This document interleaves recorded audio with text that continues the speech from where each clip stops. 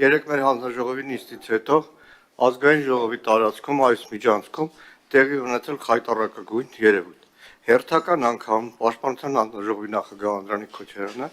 վիրավորել է լրագրողի, ոչ միայն լրագրողի, վիրավորել է նաև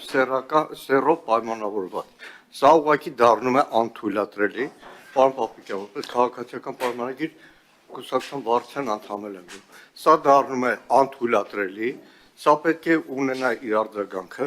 Տիկին Պողոսյան, ցավում եմ, որ երեկվանից քաղաքացիական պայմանագիր խմբակցության կին պատգամավորներից որևէ մեկը չարձագանքեց, թեև շատ հաճախ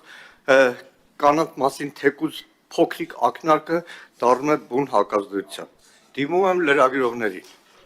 Բավական է այլևս հանդուրժեք ազգային ժողովում ձեր դեմ ուղղված բոլոր այդ հարձակումները։ Բոյկոտեք Անդրանիկ Քոչարյանին, բոյկոտեք այն բոլոր պատգամավորներին, որոնք ձեզ վիրավորում են։ Դիմում եմ լրագրողական կազմակերպություններին։ Բավական է ձենները կտրած նստեք։ Բավական է։ Այս ամենը հանգեցնելու է վաղը շատ ավելի տոտալիտար մի համակարգի։ Այսքանը հետագա քայլերի մասին Ես մի փոքր շատ լավ։ Քանի որ դուք վարման կարգով անդրադարձ արեցիք երեկվա ճեպազորություն, ես էլ վարման կարգով ես երեք ընդամենը կրկնել եմ Բազգեն Բագրատ Սրբազանի ասածը։ Ես կրկնել եմ։ Չէ, մի րոպե, հիմա ես խանգարեցի։ Ես մեր լրագրողներին ասում եմ կրկնվել է Բագրատ Սրբազանի ասածը։ Սրբազան բառը հիմա ես օգտագործում եմ միտումնավոր։ Ես երեք ասել եմ հոգևորական, բայց հիմա ասում եմ Սրբազան, եթե դուք դեմ եք Սրբազանի ասածին, իսկ դրա մեջ որևէ վիրավորական բան չկա, որևէ ընդամենը ես արձանագրել եմ, որ